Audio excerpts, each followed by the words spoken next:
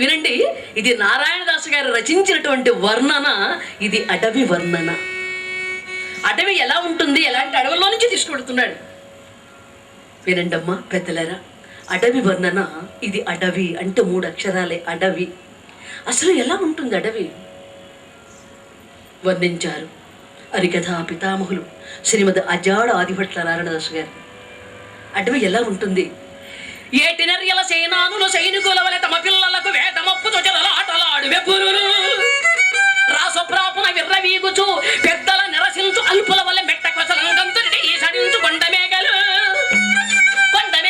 గట్టులకెక్కంజాలక కొండమేకలుండు వానిందని యూటరూరుచు అంతరాని పండున కాసుంచు క్షుద్రజారుల వలె నోరావనించుకుని చూచునక్కలు నక్కడ ఐచ్చంబులం కొంగ జపంబులం సిరికల వారి పంచల బట్ట వ్రేలాడు యాచకుల వలె మధ్య యోడల నూగులాడు మర్కటంబులు మర్కట కిశోరన్యాయంబగ వెలయంత్ర పరాపనల్బడు వృద్ధ రీతి ధీమగల నిర్వంబడు మృగంబులు మృగంబల వలె దిశములతో సంచరించు అడవి మనుష్యుల వలె నప్పుకొండు ఒడల దురదలవాయ వేటి నీళ్లు జిమ్ము గంధకము తావులల పుష్పించిన క్రమ్మావి క్రమ్మలను చెరకు గడల వల్ల ఎలచు తిను ఏనుంగుల కదుపంచూచి గర్జించు సింగంబులు నోర్చాప పలు గుట్టు పడకల వలె ముక్కులను జరిపి కోరల చుక్కబడిన మాంసము కండలూడ వెరుగు లావుకలం పంచి పట్టు పాములను ఖండించు ముంగుల నెగుర తన్ను కరుమూతి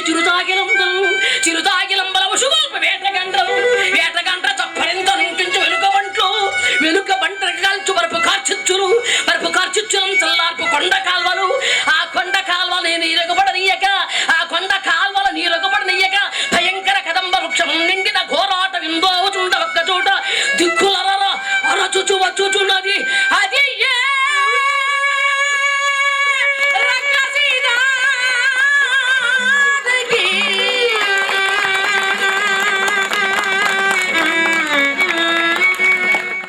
కథకి ఆహాకారాలు చేస్తూ వస్తుందండి.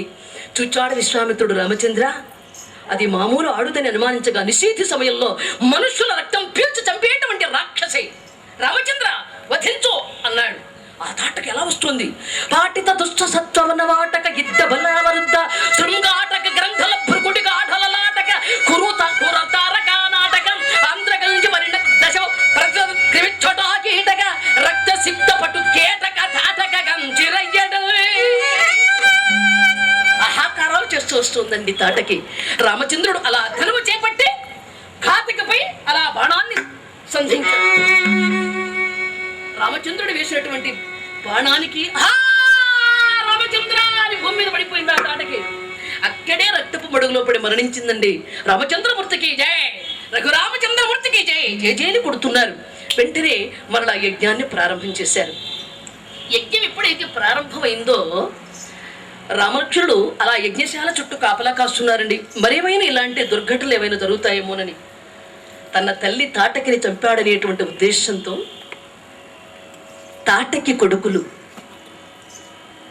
మారీచ సుబాహులు ఆకాశ మార్గంలో నుండి ఆ యజ్ఞగుండంలో ఎముకలు, రక్తం, మాంసపు ముద్దలు, దుర్గంధ భూయిష్టమైనవన్నీ కూడా గుమ్మరించేస్తున్నారు యజ్ఞగుండంలో. లక్ష్మణుడు చూచాడు. అన్నా రామన్న ఒక్కసారి చూడమన్నాడు. రామచంద్రుడు ఒక్కసారి అలా తనువు చేకుని ఎప్పుడైతే సంధించాడో రామబాణము సోకిన వెంటనే సుబాహులు మరణించారు. మారీచుడు మాత్రం మహోన్నత రామబాణ జ్వాలలకు అగలేక రామగానం చేస్తూ సముద్రంలో పడి వెళ్ళిపోతున్నాడు. ఎలా?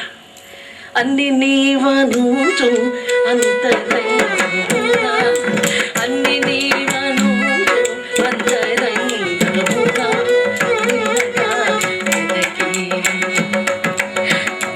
తినగా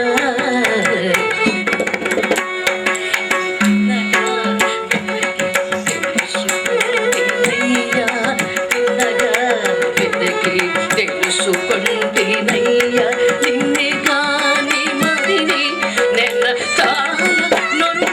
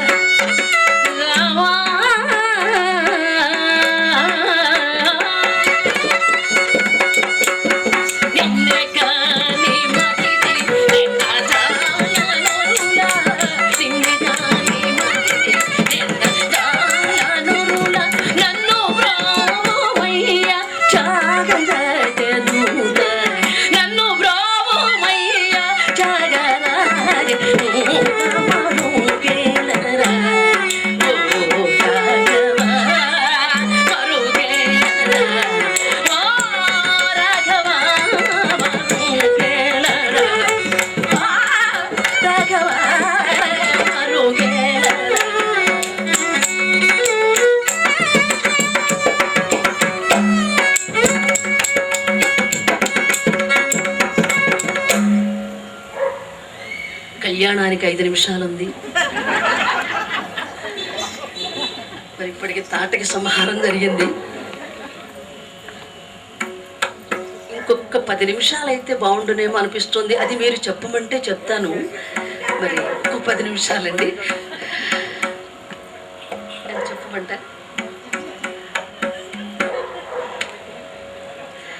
ఏమండి,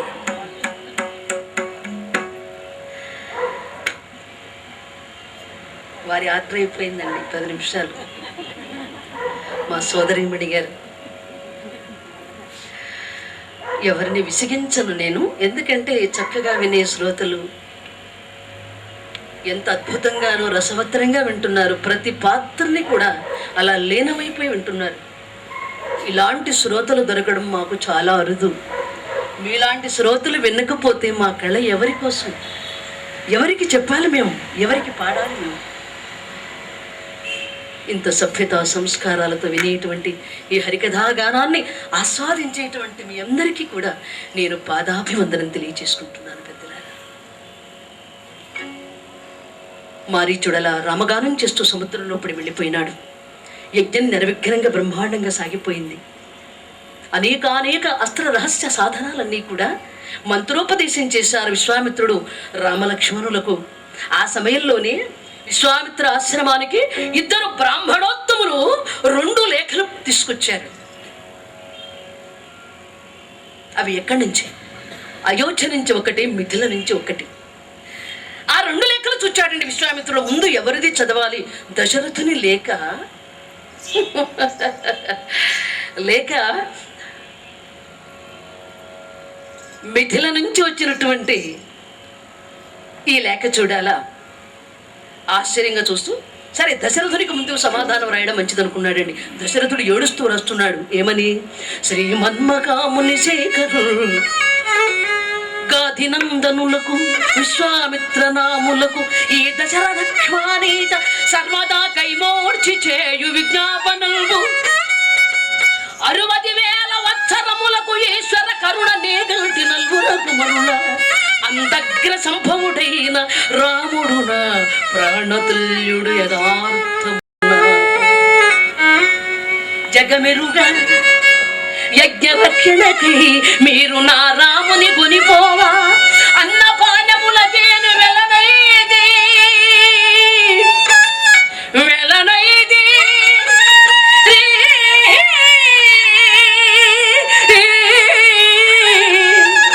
అన్నపానములకేను వెలనైది కాన ఒక్క పరి నా రాముని నాకు చూపించి మరల తోడ్కొని జొమ్మా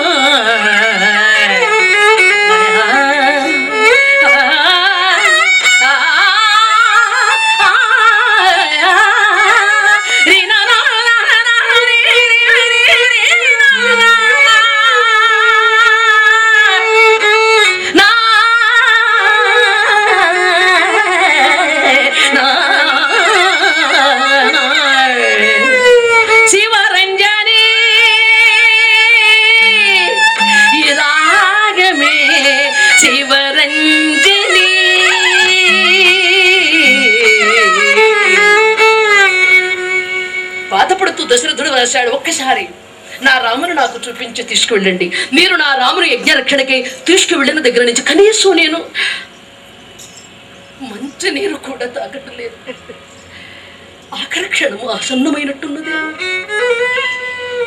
ఒక్కసారి కటసారి ఈ ఊపిరి పోయేలోపు నా రాముని చూడాలని నా మనస్సు తాతాలాడుతుంది.